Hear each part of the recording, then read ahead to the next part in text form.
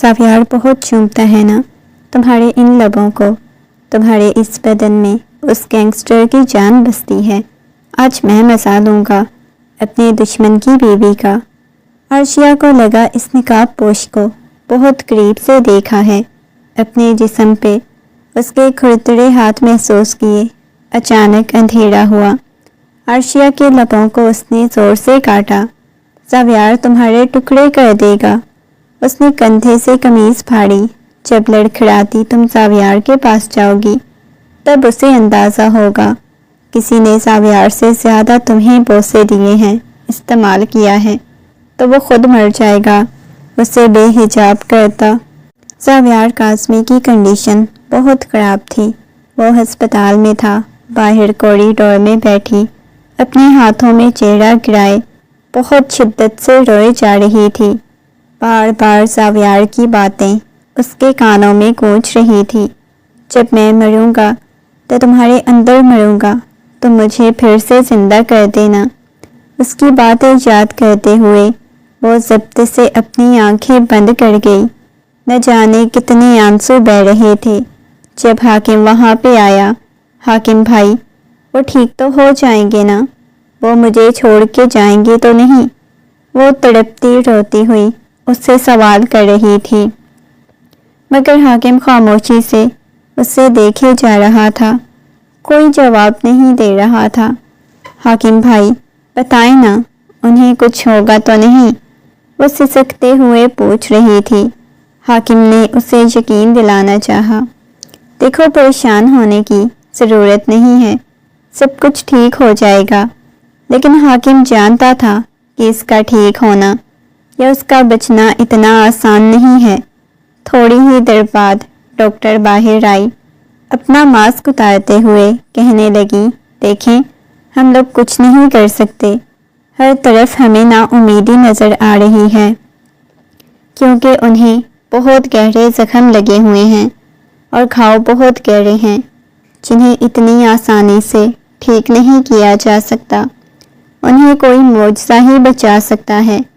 یہ سن کے عرشیہ کو یوں لگا جیسے کسی نے اس کے وجود سے جان نکال لی ہو۔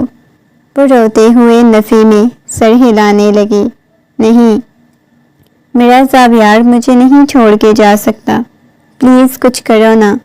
اس کی آنکھوں میں سے مزید آنسو بہنے لگے، تم جا کے اندر اسے مل سکتی ہو۔ حاکم کی بات سن کے وہ جلدی سے اٹھتی ہوئی روم کی طرف گئی۔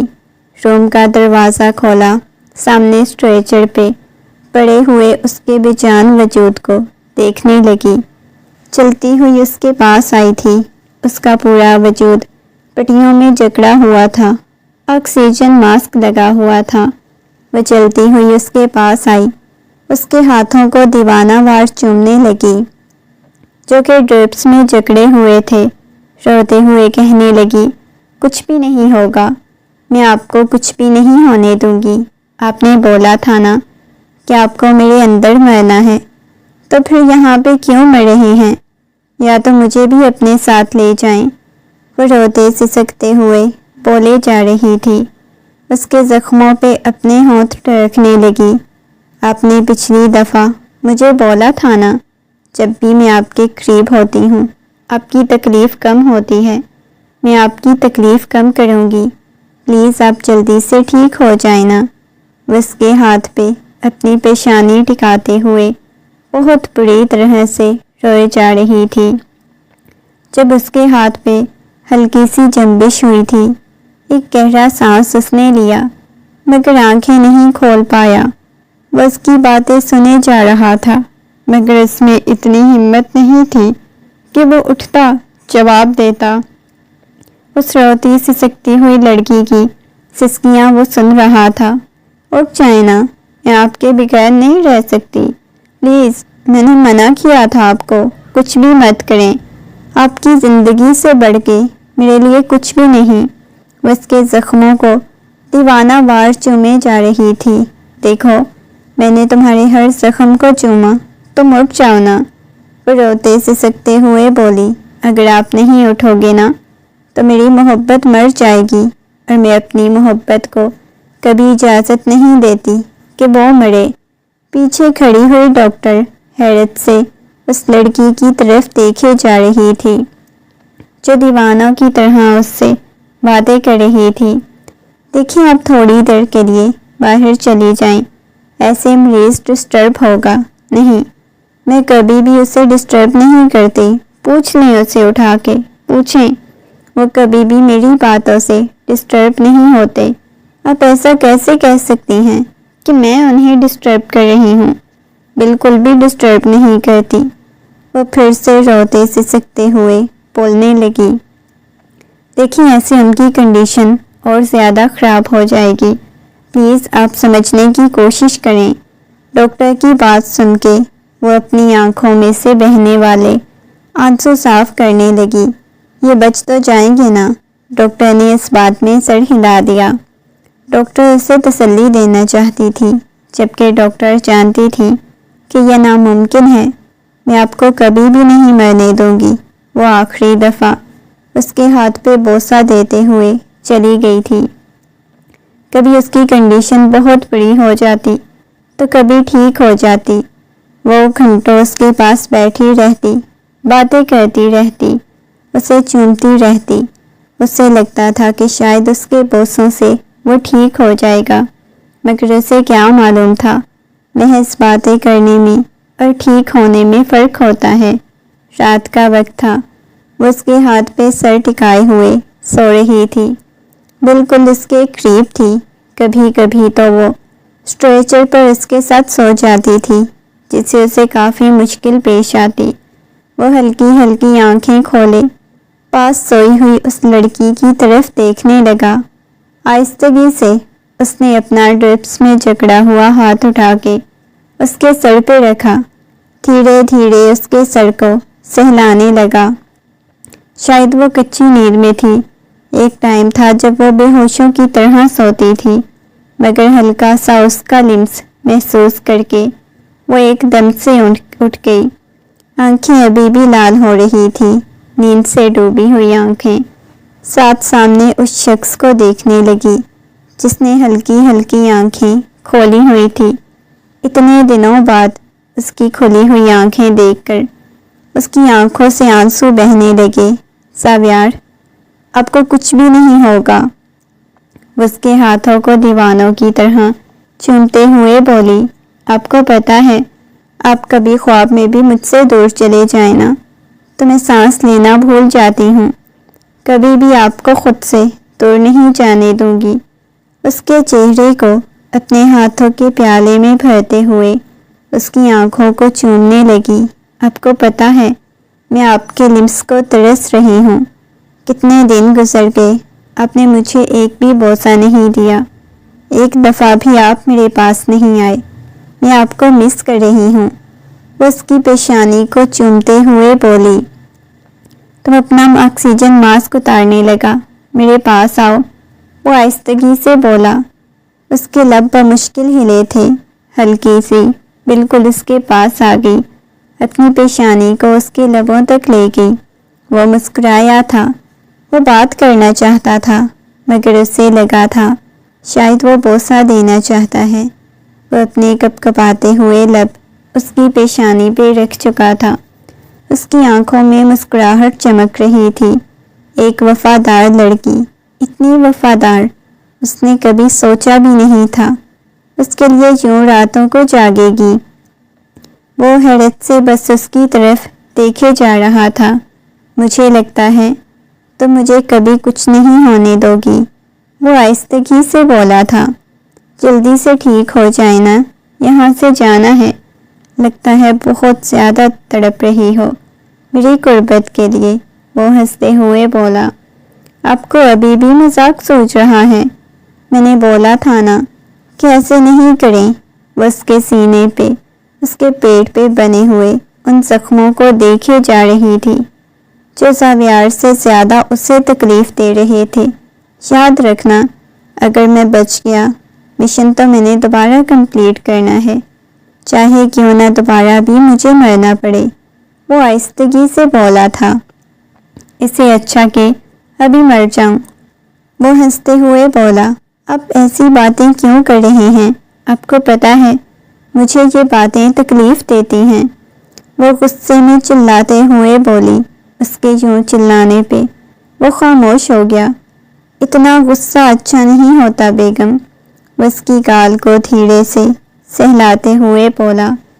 وہ ایک دم سے اس کے لبوں کی اوپر جھک چکی تھی، اتنی شدت سے جھکی کہ اس کا سانس بند ہونے لگا۔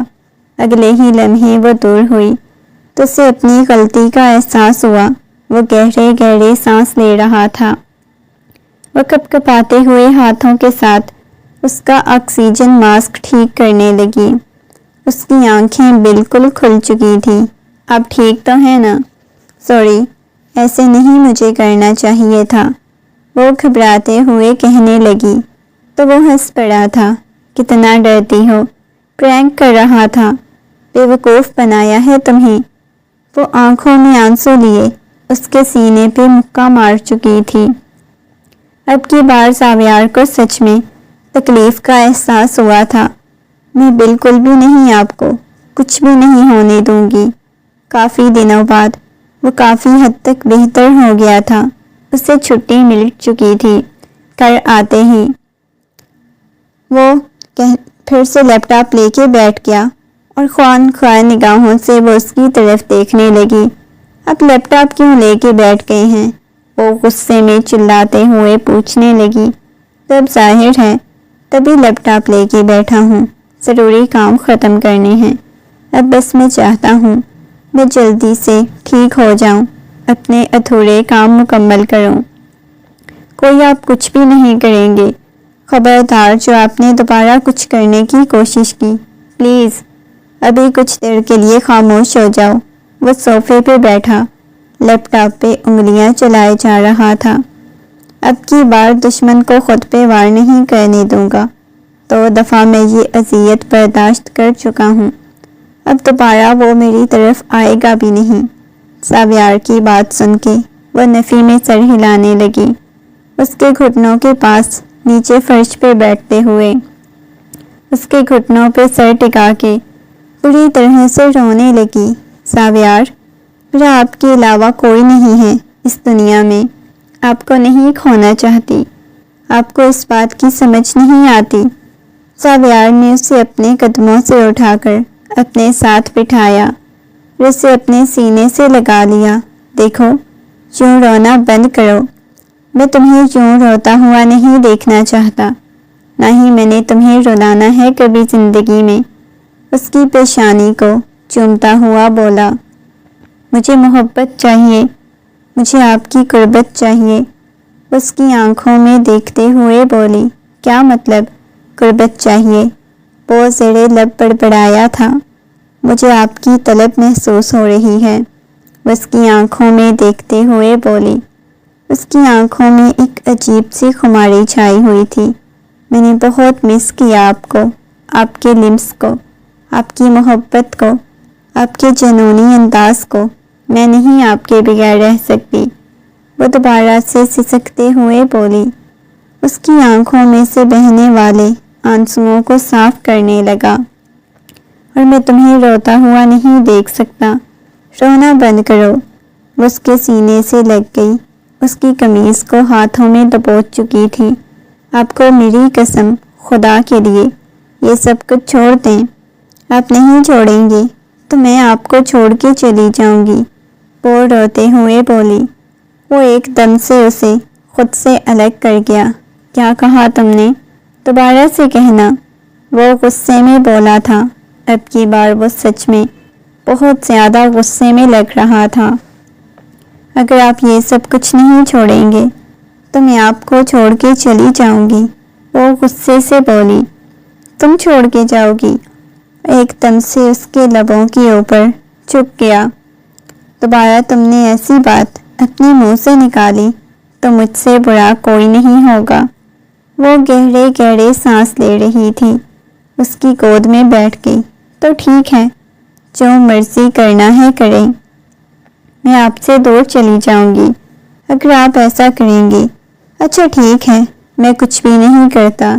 اب کی بار اسے دلاسا دینے کی کوشش کر رہا تھا، کیونکہ وہ بہت زیادہ ہائپر ہو چکی تھی۔ اور بہت شدت سے روئے جا رہی تھی۔ ادھر میرے پاس ہی رہو، یہ کہتے ہوئے اس کی گردن میں اپنا چہرہ چھپا چکا تھا۔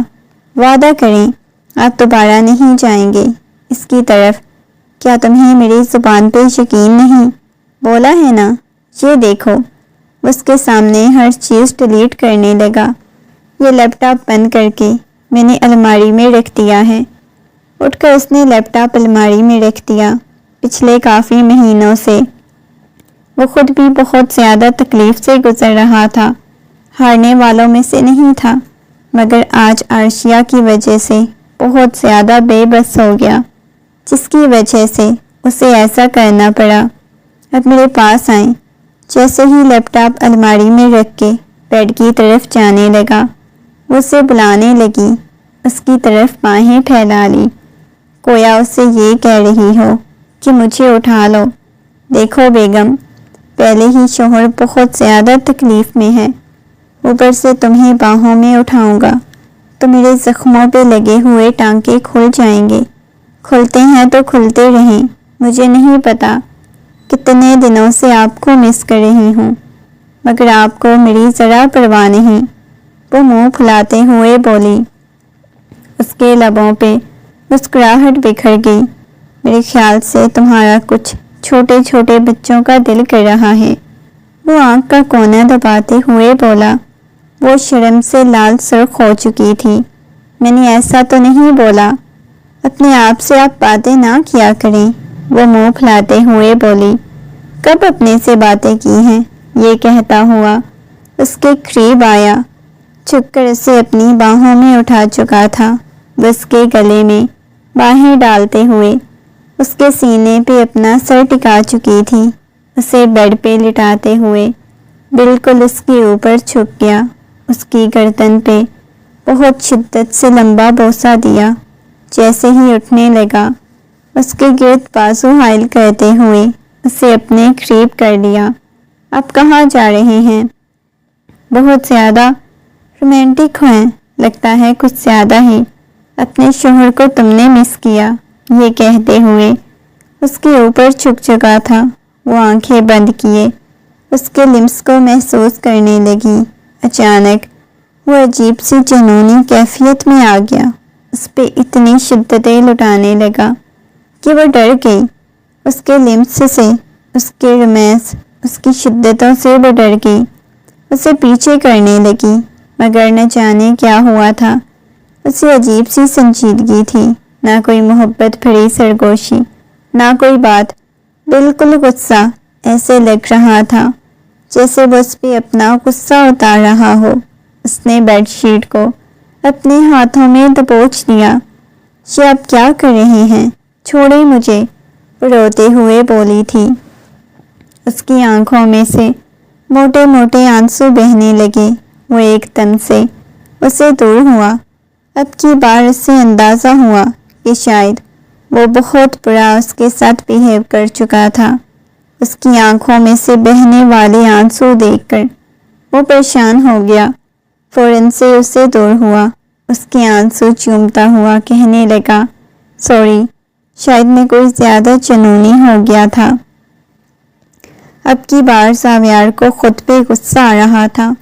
اس کی آنکھوں میں سے موٹے موٹے آنسو بہے جا رہے تھے۔ مجھے اتنا سخت رویہ نہیں اپنانا چاہیے تھا، ایسا بیہیو نہیں کرنا چاہیے تھا، وہ نرمی سے بولا۔ سوری، وہ بار بار کہہ رہا تھا۔ آپ کو دیکھنا چاہیے تھا، سامنے آپ کی بیوی ہے۔ ایسی جنونی کیفیت میں اس کے ہونٹ کے پاس بنا ہوا نشان دیکھنے لگا۔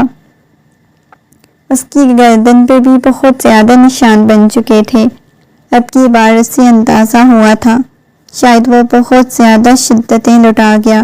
سوری میری جان، دوبارہ میں کوئی ایسی کوشش نہیں کرنا چاہتا، نہ ہی اس دفعہ اس کے قریب جانا چاہتا تھا، بس محبت سے اس کے لبوں کو چومتا ہوا اپنی باہوں کے حصار میں لے چکا تھا۔ اس کے سینے پہ سر ٹکا گئی۔ اب دوبارہ کبھی مجھ سے دور نہیں نہ جائیں گے، آپ کو پتا ہے میں آپ سے کتنی محبت کرتی ہوں۔ جب میں وہاں پہنچی تھی جہاں پہ دھماکہ ہوا تھا۔ تھوڑے تھوڑے آپ جاگ رہے تھے۔ آپ کی حالت بہت بری تھی۔ آپ کے بنے ہوئے زخم اس کی شرٹ کے بٹن کھولتے ہوئے اس کے وجود پہ بنے ہوئے ابھی بھی وہ نشان دیکھ رہی تھی جو شاید جلنے کے نشان تھے۔ اس پہ ہاتھ پھیرنے لگی۔ یہ مجھے تکلیف دیتے ہیں، مجھے یہاں پہ تکلیف ہوتی ہے۔ اس کے ہاتھ کو اپنے دل والی جگہ پہ رکھتے ہوئے بولی، چلو باہر چلتے ہیں۔ اتنی رات کو باہر کہاں جانا ہے؟ بیچ پہ چلتے ہیں، وہ ہنستے ہوئے بولا۔ اتنی رات کو بیچ پہ کون جاتا ہے؟ وہ حیران ہوئی تھی۔ میں نے جانا ہے نا، اٹھو نا، یہ کہتا ہوا اس کا ہاتھ پکڑے اسے اٹھا چکا تھا۔ لگتا ہے کچھ نیا آپ کے دماغ میں چل رہا ہے، وہ ہنستے ہوئے بولی تھی۔ ہاں چل رہا ہے نا، وہ بھی مسکراتے ہوئے بولا۔ اسے لے کر باہر آ گیا، گاڑی میں بیٹھتے ہوئے اس کے ہاتھ کو اپنے ہاتھ کی گرفت میں لیتا ہوا محبت سے اس کے ساتھ وعدے کیے جا رہا تھا۔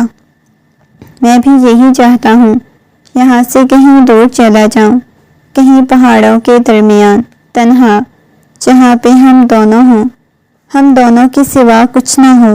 اس کے ہاتھوں کو اپنے لبوں سے لگاتا ہوا بولا۔ وہ مسکراتے ہوئے اس شخص کی طرف دیکھے جا رہی تھی جو دیوانہ وار اس پہ اپنی شدتیں لٹا رہا تھا، کوئی کسر نہیں چھوڑ رہا تھا۔ تھوڑی ہی دیر بعد وہ بیچ کے پاس ساحل سمندر پہ گاڑی رکی۔ اسے گاڑی سے باہر نکالتا ہوا جھکتا ہوا اس کے پاؤں کے پاس بیٹھا۔ یہ اب کیا کرنے لگے ہیں؟ وہ حیرت سے دیکھنے لگی۔ اس کے پاجامے کو نیچے سے فولڈ کرتا ہوا اوپر کر چکا تھا۔ اپنی پینٹ کو بھی فولڈ کرنے کے بعد اس کے ہاتھ کو اپنے ہاتھ میں لیا۔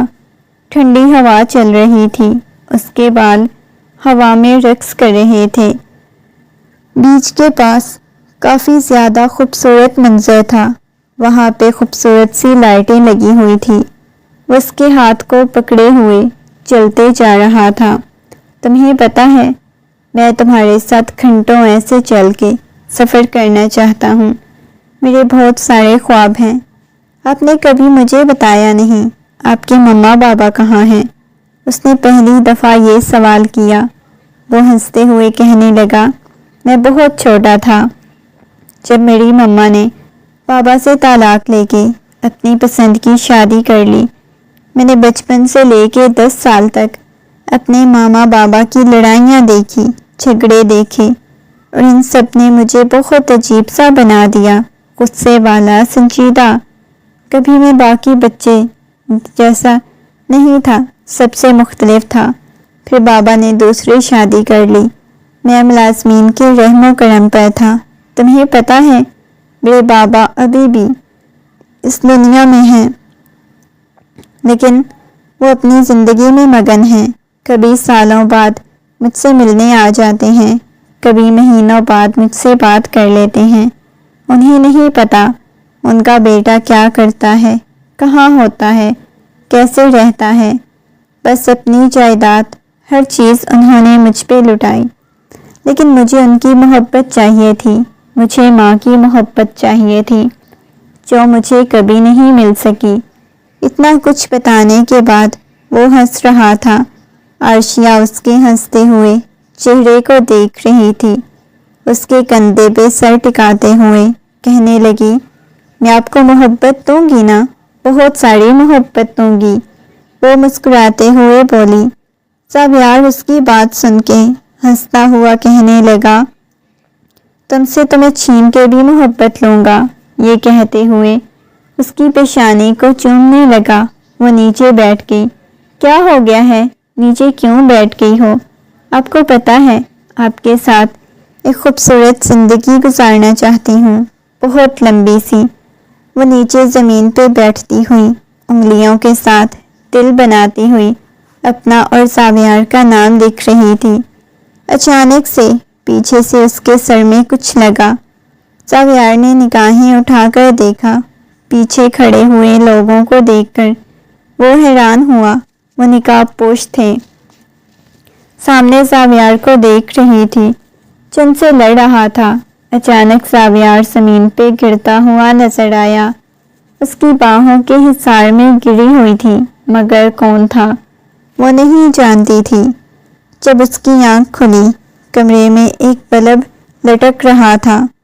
دیوار پر کچھ سمبل تھے جو اس کے ہاتھوں سے بندھے ہوئے تھے۔ دیوار کی طرف دیکھے جا رہی تھی۔ وہ چیخنا چاہتی تھی، مگر اس کے منہ کو باندھا گیا تھا۔ اسے بہت شدت سے باندھا گیا۔ وہ کپڑا ہٹانا چاہ رہی تھی، مگر اس کے ہاتھ بندھے ہوئے تھے۔ وہ پاگلوں کی طرح پورے کمرے کو دیکھنے لگی، جہاں بالکل اندھیرا چھایا ہوا تھا۔ بس ایک سامنے بلب جل رہا تھا۔ اسے چین کی آواز کسی ہتھوڑے کی مانند اس کے حواسوں پہ لگ رہی تھی۔ زاویار پاگلوں کی طرح حاکم کو کال کر رہا تھا۔ وہ ابھی تک یوں ہی بیچ پہ پڑا ہوا تھا۔ اسے حیرت ہو رہی تھی، وہ لوگ صرف اسے ہی کیوں لے کے گئے تھے؟ زاویار کو یہاں زندہ چھوڑ کے کیوں گئے تھے؟ اب کی بار شاید انہیں زاویار کی کمزوری پتہ چل چکی تھی، جس کی وجہ سے وہ اس لڑکی کو اٹھا کے لے گئے جس میں زاویار کی جان بستی تھی۔ زاویار پاگل ہوئے جا رہا تھا۔ اتنی تو کبھی اسے اپنی موت سے ڈر نہیں لگا تھا، جتنا اس لڑکی کے کھو جانے سے، بچھڑ جانے سے اسے ڈر لگ رہا تھا۔ خوف محسوس ہو رہا تھا۔ اس کی آنکھوں میں نمی اترنے لگی۔ وہ بار بار کالز کیے جا رہا تھا۔ جیسے ہی حاکم نے اس کی کال پک کی، وہ چلاتے ہوئے کہنے لگا، مجھے میری بیوی چاہیے۔ اگر انہوں نے میری بیوی کو ایک خراش بھی پہنچائی تو میں خون کی ندیاں بہا دوں گا، میں کسی کو نہیں بخشوں گا، وہ چلاتے ہوئے بولا تھا۔ حاکم بھی پریشان ہوا۔ کیا ہوا ہے؟ مجھے سیدھی بات تو بتاؤ، کس نے کیا کہہ دیا؟ پلیز، میں بھی پریشان ہو گیا ہوں۔ وہ پریشانی کے عالم میں کہنے لگا، وہ ذلیل لوگ میری بیوی کو اٹھا کے لے گئے ہیں۔ میں نے کبھی ان کی عورتوں کی طرف دیکھا بھی نہیں۔ میں سب کچھ تباہ و برباد کر دوں گا۔ اگر میری بیوی پہ ہلکی سی خراش بھی آئی، انہیں بتا دو۔ وہ غصے میں چلاتے ہوئے بول رہا تھا۔ وہ پاگل ہونے لگا تھا۔ اس وقت اسے کسی کی کوئی پرواہ نہیں تھی، بس اسے پرواہ تھی تو اپنی بیوی کی، جس کی طلب میں وہ پاگل ہوئے جا رہا تھا، مرا جا رہا تھا۔ اس کا دماغ خراب ہو رہا تھا۔ حاکم کہنے لگا، دیکھو، پریشان ہونے کی ضرورت نہیں، میں نے سب کو انفارم کر دیا ہے۔ ہم بہت جلد دشمن تک پہنچ جائیں گے، لیکن اس دفعہ ہمیں زیادہ احتیاط کی ضرورت ہوگی، کیونکہ ہر بار انہوں نے تمہیں نقصان پہنچایا۔ اس دفعہ میں نہیں چاہتا کہ وہ تمہیں نقصان پہنچائیں۔ اس کی بیوی کو کچھ نہیں ہونا چاہیے۔ اگر میری بیوی کو کچھ ہوا تو میں کسی کو بھی نہیں بخشوں گا، میں تم لوگوں کو بھی نہیں چھوڑوں گا۔ وہ حاکم پہ چلایا تھا، اور حاکم کو اس دفعہ اندازہ ہوا تھا وہ واقعی میں اپنی بیوی سے بہت زیادہ محبت کرتا ہے۔ یہ لمحہ اس کے لیے کسی موت کا لمحہ تھا۔ رات نہ جانے اس نے کیسے گزاری۔ رات بھر وہ پاگلوں کی طرح دشمن کے ہر اڈے پہ پہنچتا رہا۔ کوئی اس کا گینگ بھی پاگلوں کی طرح اسے ڈھونڈ رہا تھا، مگر وہ نہیں مل رہی تھی۔ اسے زمین کھا گئی یا آسمان نکل گیا۔ وہ لوگ کہاں لے گئے ہیں؟ مجھے اپنی بیوی چاہیے۔ دیکھو، پریشان مت ہو زاویار، پلیز۔ کیوں اتنا زیادہ ہائپر ہو رہے ہو؟ سب کچھ ٹھیک ہو جائے گا، وہ مل جائے گی۔ دیکھو، اتنا زیادہ پریشان ہونے کی کوئی ضرورت نہیں۔ وہ نرمی سے اور محبت سے سمجھانے لگا، تم کیسے کہہ سکتے ہو کہ میں پریشان نہ ہوں؟ میری بیوی ہے، ضرور اس سے وہ لوگ اٹھا کے لے گئے ہوں گے۔ رات کی غائب ہے، صبح کے 10 بج رہے ہیں، ابھی تک وہ ملی نہیں۔ تم کہتے ہو پریشان نہ ہوں؟ پاگل ہونے لگا تھا زاویار۔ چھوڑو مجھے، یہاں مجھے کیوں بند کیا ہوا ہے؟ اپنی آنکھوں کے سامنے ہر چیز اسے دھندلائی ہوئی محسوس ہونے لگی۔ کمرے کا دروازہ کھلا۔ ایک نقاب پوش کمرے میں داخل ہوا، چلتا ہوا اس کے پاس آیا۔ اس سے دیکھے جا رہا تھا، یوں دیکھے جا رہا تھا جیسے اسے جان سے مار دے گا۔ کون ہو تم؟ وہ آنکھیں پھاڑے اس کی طرف دیکھنے لگی۔ بہت حسین ہو تم، اس دفعہ تمہارے شوہر کے بجائے تمہیں ٹارگٹ بنایا ہوا ہے۔ اس کی آنکھوں کو بغور دیکھی جا رہی تھی۔ ایسا محسوس ہو رہا تھا جیسے اس نے یہ آنکھیں کہیں دیکھی تھیں۔ کون ہو تم؟ وہ روتے ہوئے بولی تھی۔ اس کے چہرے کو دیکھنے لگا، اس کی گالوں پہ ہاتھ پھیرتا ہوا کہنے لگا، ویسے بہت حسین ہو تم، ساویار کو تمہارے لیے دیوانہ ہونا چاہیے۔ مجھے تو ایسا محسوس ہوتا ہے جیسے میں بھی تمہارا دیوانہ بنتا جا رہا ہوں۔ یہ کہتے ہوئے وہ مسکراتے ہوئے اس کی گال کو سہلانے لگا، پھر اگلے ہی لمحے اس کے اوپر جھکنے لگا۔ وہ اپنا چہرہ دوسری طرف کر گئی۔ خبردار، جو تم نے مجھے چھونے کی کوشش کی، غلیظ آدمی۔ اگلے ہی لمحے اس نے اپنے چہرے سے نقاب ہٹایا۔ اس نے نقاب پوش کو دیکھتے ہی اسے اپنی آنکھوں پہ یقین نہیں آ رہا تھا۔ آنکھیں پھاڑے وہ سامنے کھڑے ہوئے شخص کی طرف دیکھنے لگی۔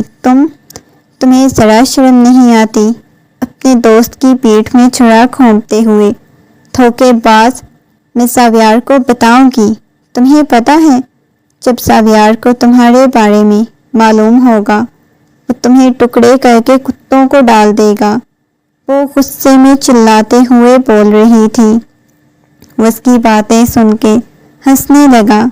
میری جان، وہ ٹکڑے کرے گا یا نہیں کرے گا، لیکن اس وقت میرا دل کر رہا ہے تمہیں اپنی باہوں میں لے کے ٹکڑے کر دوں۔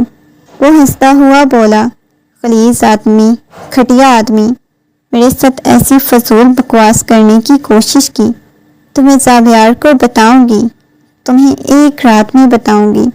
وہ چلاتے ہوئے بولی، دیکھو میری جان، ساویار کبھی یہاں پہنچ نہیں پائے گا۔ ساویار کو کیا معلوم تھا وہ بیچارہ دشمنوں کے پیچھے بھاگ رہا ہے، اس کا دشمن تو اس کی پناہوں میں ہے۔ وہ ہنستے ہوئے بولا، تمہیں پتہ ہے ساویار کی ایک ایک بات کو آگے پہنچانے والا کون ہوتا تھا؟ میں ہوتا تھا۔ ہر بار ساویار کی جان لینے والا کون ہوتا تھا؟ میں ہوتا تھا۔ میں ساویار کی جان تو نہیں لے سکا۔ کیا تم کہتی تھی تم ساویار کو چوم چوم کے بچا لوگی؟ شاید تمہارے بوسوں نے ہی ساویار کو بچا لیا، ورنہ دھماکہ تو ایسا میں نے کروایا تھا جان نکل جاتی اس کی، مگر کیا ہے نا، پھر بھی کمبخت بچ گیا۔ اب کی بار جب وہ تمہیں میری باہوں کے حصار میں دیکھے گا تو کبھی بچ نہیں پائے گا، یا پھر وہ تمہیں قبول نہیں کرے گا۔ یہ کہتے ہوئے اسے اپنے قریب کرنے لگا، اس کے کندھے سے قمیض سرکانے لگا، جو اچانک پیچھے سے گولی چلنے کی آواز آئی، مگر اسے لگی نہیں تھی۔ حاکم نے پیچھے مڑ کے دیکھا، سامنے ساویار کھڑا ہوا تھا اور کن اکھیوں سے حاکم کی طرف دیکھنے لگا۔ حاکم کو اپنی آنکھوں پہ یقین نہیں آ رہا تھا، وہ شخص یہاں بھی پہنچ چکا تھا۔ وہ گھبراتے ہوئے اس کی طرف دیکھنے لگا، گویا جیسے سانس لینا بھول گیا ہو۔ بہت اچھی بغاوت کی ہے تم نے میرے ساتھ، تمہیں پتہ ہے میں اچھے اچھے دشمنوں کو معاف کر دیتا ہوں، لیکن ان کو کبھی معاف نہیں کرتا جو میرے ساتھ بغاوت کرتے ہیں، اور تم نے بغاوت کی ہر حد پار کی۔ اب دیکھو تمہارا انجام کیا ہوتا ہے۔ یہ کہتے ہوئے اس کے بہت قریب آ گیا، مگر حاکم، ابھی تمہیں کیا لگتا ہے کہ تم اتنی آسانی سے بخش دوں گا؟ نہیں، بالکل نہیں بخشوں گا۔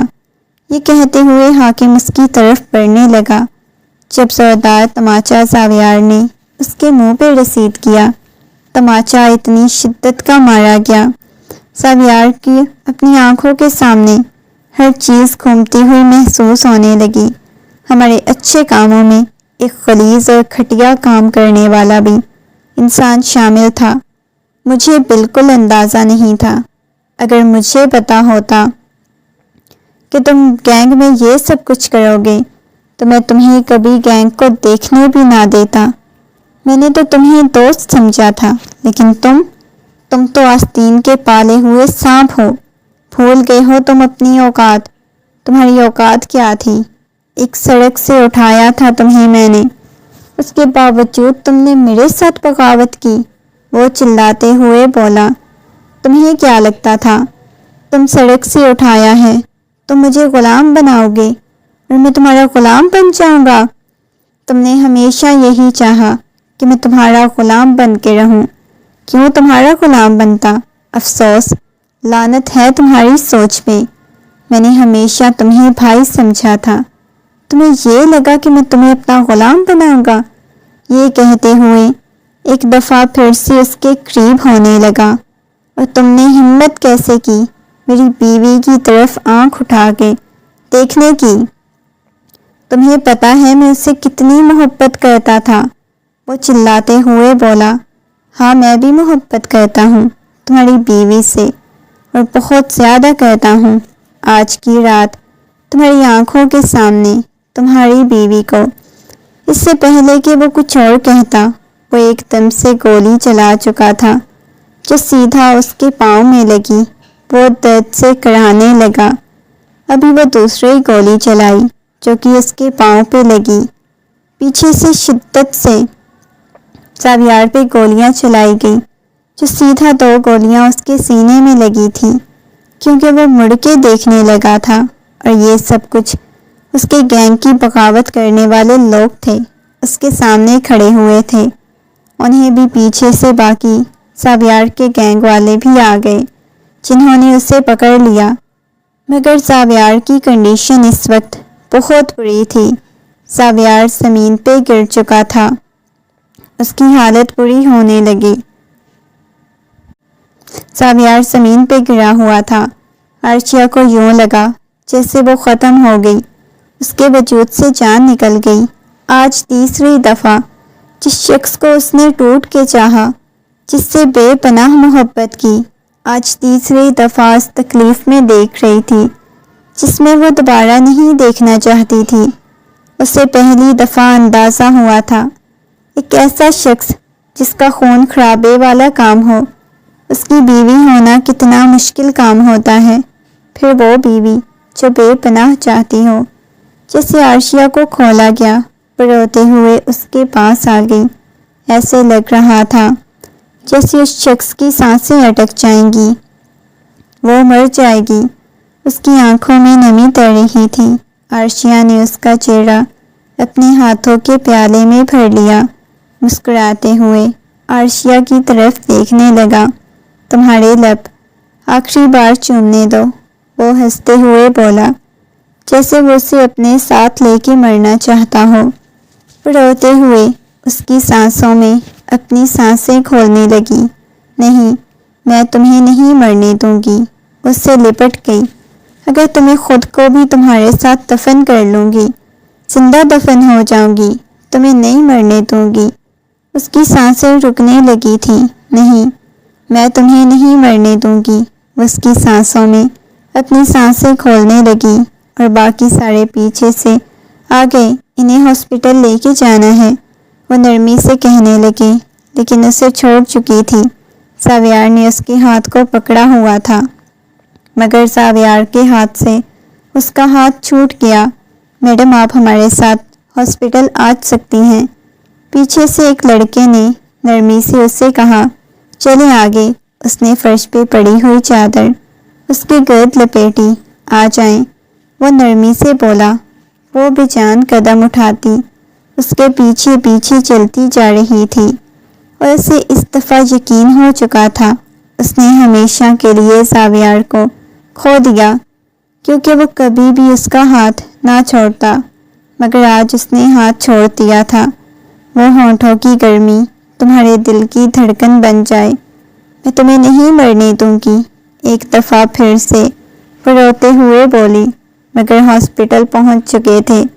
وہ کوریڈور میں اپنے ہاتھوں کے پیالے میں چہرہ چھپاتے ہوئے بہت بری طرح سے روئے جا رہی تھی۔ ہاسپٹل سائے گارڈز کھڑے ہوئے تھے۔ اس دفعہ حاکم نہیں تھا، مگر باقی سب تھے جن کو اندازہ ہوا تھا ان کا لیڈر ان کے ساتھ مخلص تھا، اس کے ساتھ مخلص تھے۔ ہر بار اس نے اپنی جان داؤ پہ لگائی، اپنی جان کی پرواہ کیے بغیر اپنے کام کو ضروری سمجھا۔ وہ روئے جا رہی تھی، سسکیاں دے رہی تھی، بار بار ڈاکٹر کے پاؤں پکڑ لیتی، ڈاکٹر کی منتیں کرنے لگ جاتی، میرے زاویار کو کچھ نہیں ہونا چاہیے، میں بے پناہ محبت کرتی ہوں، مر جاؤں گی، اگر انہیں کچھ ہوا تو مجھے بھی زہر والا انجیکشن لگا دیجیے گا، میں بھی اس کے ساتھ ہی مرنا چاہتی ہوں۔ یہ باتیں سن کے ڈاکٹر بھی پریشان ہو گئے، مگر ڈاکٹر نے کوئی بات نہیں کی۔ آپ پریشان نہ ہوں، زاویار سر بہت بہادر ہیں، انہیں کچھ بھی نہیں ہوگا۔ اس کے ارد گرد کوئی دلاسا دینے والا نہیں تھا۔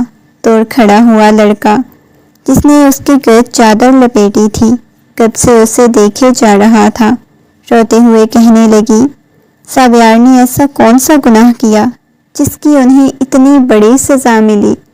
بار بار وہ تکلیف سے کیوں گزرتے ہیں؟ آپ لوگوں کے گینگ میں شامل سب لوگ ایسے ہی اتنی ہی تکلیف سے گزرتے ہیں۔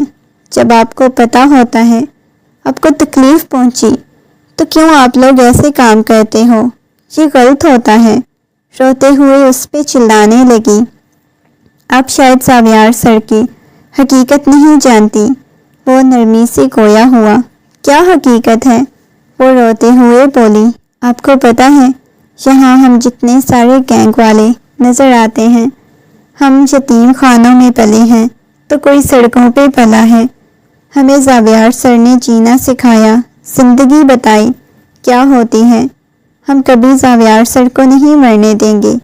بظاہر ہم ان کے جتنے ہیں لیکن ان سے چند سال ہی چھوٹے ہوں گے، مگر شاید انہیں اپنے باپ کی طرح سمجھتے ہیں، جنہوں نے ہماری پرورش کی، ہمیں ٹرین کیا، ہمیں سمجھایا۔ آج ہم اچھے کام کرتے ہیں، ہم لوگوں کی زندگیوں کے لیے اپنے معاشرے سے برائیاں ختم کرنا چاہتے ہیں۔ فالتو کے گینگ، فالتو کے دھندے، نشہ، ڈرگز، ساری چیزیں ہم لوگ ختم کرنا چاہتے ہیں۔ ایسے جتنے بھی بزنس ہوتے ہیں جو کچھ بھی ان سب کو ختم کروانے کے لیے کام کرتے ہیں۔ اس کی وجہ سے زاویار سر کے بہت سارے دشمن ہیں۔ زاویار سر کو بہت لوگ جانتے ہیں، بہت زیادہ، مگر آج تک انہیں دیکھا کسی نے نہیں۔ زاویار سر کی پہچان اور ہے، یہ ان کی پہچان نہیں۔ اگر یہاں ہاسپٹل والوں کو زاویار سر کی اصلیت پتہ چل جائے تو وہ پاگل ہی نہ ہو جائیں، یہاں میڈیا اکٹھا ہو جائے گا، مگر کبھی ان کی پہچان کسی کو نہیں پتہ چلی۔ یہ کوئی چھوٹے گینگسٹر نہیں، کوئی ان کا یہاں پہ نام نہیں، ان کا آؤٹ آف کنٹری میں بھی نام ہے۔ وہ اسے بتایا جا رہا تھا، وہ سنے جا رہی تھی۔ آپ پریشان مت ہوئیں، وہ اتنی آسانی سے مرنے والے نہیں۔ وہ اپنی آنکھوں میں سے بہنے والے آنسوؤں کو صاف کیے جا رہا تھا۔ بے جان قدموں کے ساتھ اندر آ گئی، اس کے پاس گئی، مگر اب بھی اسے ہوش نہیں آئی اور اس نے شاید اس دفعہ سچ میں اسے کھو دیا۔ اس کے ہاتھ کو اپنے ہاتھ کی گرفت میں لیا ہوا تھا جو کہ ٹھنڈا پڑا ہوا تھا۔ کسی قسم کی اس کے وجود میں کوئی حرکت باقی نہیں تھی۔ ڈاکٹر بتا چکی تھی کہ شاید وہ آخری سانسیں لے رہا ہے۔ زاویار، میں وعدہ کرتی ہوں اگر آپ کو کچھ ہوا تو پتہ ہے میں نے کیا کرنا ہے، میں آپ کی جگہ پہ کھڑی ہو جاؤں گی زاویار۔ اگر آپ کو کچھ ہوا تو میں آپ کے دشمنوں کی بہت بری حالت کروں گی، اس کے سینے پہ سر رکھتے ہوئے بولی، مگر وہ کسی قسم کی حرکت نہیں کر رہا تھا، بس خاموشی سے لیٹا ہوا تھا، مدھم سی سانسیں چل رہی تھی۔ چند سال بعد، ماما کی جان، اب کہاں بھاگے جا رہے ہو؟ پلیز میری بات سنیں۔ وہ کب سے روحان کے پیچھے بھاگے جا رہی تھی، مگر روحان اس کی کوئی بات سننے کو تیار نہیں تھا۔ کس قدر تیز ہو تم، بالکل اپنے باپ پہ چلے گئے ہو۔ بمشکل روحان کو پکڑتے ہوئے روم کی طرف لے کر آئی، اسے نہلانے کے بعد کپڑے ڈالنے لگی۔ بابا کے پاس جانا ہے۔ وہ دوبارہ سے وہی رٹ لگا کے بیٹھ گیا اور وہ اپنا سر پکڑ کے بیٹھ گئی۔ چپ کر کے خاموش ہو کے سو جاؤ، اتنی رات ہو گئی ہے، تمہیں بابا کے پاس جانا ہے، سو جاؤ۔ وہ دوبارہ سے اسے سلانے کی کوشش کرنے لگی، مگر وہ سو نہیں رہا تھا، بس اسے کھیلنا تھا، بار بار بابا بابا پکار رہا تھا، اور عرشیہ کا دل کیا کہ اس کی پکڑ کے پھینٹی لگا دے۔ کافی دیر تک اسے سلانے کے بعد وہ سو گیا۔ وہ کمرے سے باہر آئی، اچانک اس کا کسی نے بازو پکڑا اور اسے دیوار کے ساتھ لگا دیا۔ سامنے کھڑے ہوئے ساویار کو دیکھ کر وہ آنکھیں پھاڑے اس کی طرف دیکھنے لگی۔ اچانک سے آپ نے تو 2 دن بعد آنا تھا، وہ حیرت سے اس کی طرف دیکھتے ہوئے بولا۔ اس سے پہلے کہ وہ مزید کچھ کہتی، اس کے لبوں کے اوپر چھپ چکا تھا۔ پتہ نہیں تم نے اتنے دن انتظار کیسے کیا ہوگا۔ ویسے آج میں فری ہو گیا تھا تو سوچا کہ آج ہی چلا جاتا ہوں۔ باہر بہت زیادہ ٹھنڈ ہو رہی ہے، برف باری ہو رہی ہے، پہاڑوں کے درمیان رہنا کتنا مشکل ہوتا ہے۔ اس کے کان میں سرگوشیاں کرتا ہوا بولا۔ ٹھنڈ ہو رہی ہے تو آ کے بستر میں چلے نا، جلدی آئیں۔ اتنی رات کو آنے کی کیا ضرورت تھی؟ موسم پہلے ہی خراب تھا۔ جب تم نے اتنی دفعہ مجھے موت کے منہ سے نکال لیا تو ابھی کچھ ہوتا تو تم مجھے موت کے منہ سے نکال لیتی۔ اس کے بالوں کی آوارہ لٹوں کو اس کے کانوں کے پیچھے کرتا ہوا بولا۔ یہ زیادہ سستا عاشق بننے کی کوئی ضرورت نہیں، میں آپ کو موت کے منہ سے نکال دیتی۔ اب شاباش شرافت سے اندر چلیں، میری تم سے سردی اترے گی اور تمہارے ان لبوں سے۔ اس کے ہونٹوں کو سہلاتے ہوئے بولا۔ شرم تو نہیں آتی؟ اولاد آپ کی اتنی بڑی ہوگی، آپ کو ابھی تک رومانس سوچ رہا ہے؟ یہ کہتے ہوئے اسے دور کرنے کی کوشش کرنے لگی۔ وہ ایک دم سے دوبارہ سے اس کے بازو سے کھینچ کے اسے اپنے سینے سے لگا چکا تھا۔ اولاد بڑی ہو گئی تو کیا ہوا، میرا دل تو ابھی بھی جوان ہے نا، اور اس بیچارے 5 سال کے بچے کو تم بڑا کہہ رہی ہو۔ تمہیں ابھی تو نئے بچے کے بارے میں سوچ لینا چاہیے۔ یہ کہتے ہوئے وہ بالکل اسے اپنے قریب کر چکا تھا۔ کوئی یہ نہیں، کوئی بچے کے بارے میں نہیں سوچتا، ایک بیٹا کافی ہے۔ اس کی بات سن کے وہ ہنستے ہوئے کہنے لگا، کتنا برے لگے گا، گینگسٹر کے لیڈر میں اتنی ہمت نہیں تھی، صرف ایک بچہ پیدا کیا، بس کہیں آپ کوئی گینگسٹر کے لیڈر نہیں، بھول جائیں، اب آپ بزنس مین ہیں۔ اس کی بات سن کے وہ مسکراتے ہوئے کہنے لگا، اگر میں کہوں کہ ابھی تک میں ایک گینگسٹر کا لیڈر ہوں تو پھر تم کیا کرو گی؟ اس کی بات سن کے اس کی آنکھوں میں نمی ترنے لگی۔ میں آپ کو کھونا نہیں چاہتی، اس کی آواز کپ کپانے لگی۔ وہ مسکراتے ہوئے اسے اپنے سینے میں بھینچ گیا۔ پاگل ہو گیا، دماغ خراب ہے تمہارا، وہ نرمی سے بولا۔ دوبارہ اس کے پاس کیوں جاؤں گا، وہ دنیا ختم ہو گئی، ہم دونوں محبت کبھی ختم نہیں ہو سکتی، اور میں تمہاری بات کبھی رد نہیں کر سکتا۔ اس کی پیشانی کو چومتے ہوئے اس کی آنکھوں پہ اپنے لب رکھ چکا تھا۔ اب ہر رات میں آپ کے ساتھ جینا چاہتی ہوں، ہر لمحہ کہیں میں آپ میں چھپ کے جینا چاہتی ہوں۔ وہ کھڑکی کھولی اور باہر ٹیرس کے پک کے پاس آ گئے۔ دور دور تک پہاڑ نظر آ رہے تھے، اوپر نیچے گھر بنے ہوئے تھے جن کی لائٹس بھی بند ہو چکی تھی، اور یہاں اس وقت تک سبھی لوگ سو جاتے تھے۔ ایک وہ تھی جو اکثر جا کر ان خوبصورت نظاروں کو دیکھتی اور سکون محسوس کرتی، کیونکہ اس کی زندگی میں اب سکون تھا۔ اس کے اپنے سے اپنے ساتھ لگا گیا۔ تمہیں پتہ ہے، میں بھی ان خوبصورت لمحوں کو جینا چاہتا ہوں۔ یہ کہتے ہوئے اس کی پیشانی پہ اپنے لب رکھتے ہوئے اسے اپنے قریب کر گیا۔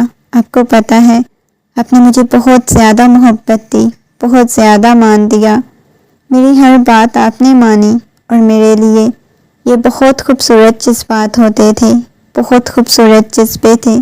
اور تمہیں پتہ ہے، ساتھ جب میں ہسپتال میں زندگی اور موت کی کشمکش میں تھا، بار بار تم مجھے چومتی تھی، کہتی تھی کہ تم کبھی مجھے چھوڑ کے نہیں جاؤ۔ تمہیں پتہ ہے، اس وقت تمہاری باتیں سن کے میں کتنا بے بس ہوتا تھا۔ میں چاہتا تھا میں جلدی اٹھوں تمہیں بتاؤں، ہاں میں بھی تمہارے ساتھ جینا چاہتا ہوں، تمہارے قریب رہنا چاہتا ہوں۔ تم نے محبت میں جتنا محبت جتائی۔ اس رات پہلی دفعہ مجھے اپنی بے بسی کا اندازہ ہوا۔ یہ کہتے ہوئے وہیں پہ پڑی ہوئی راکنگ چیئر پہ بیٹھ چکا تھا۔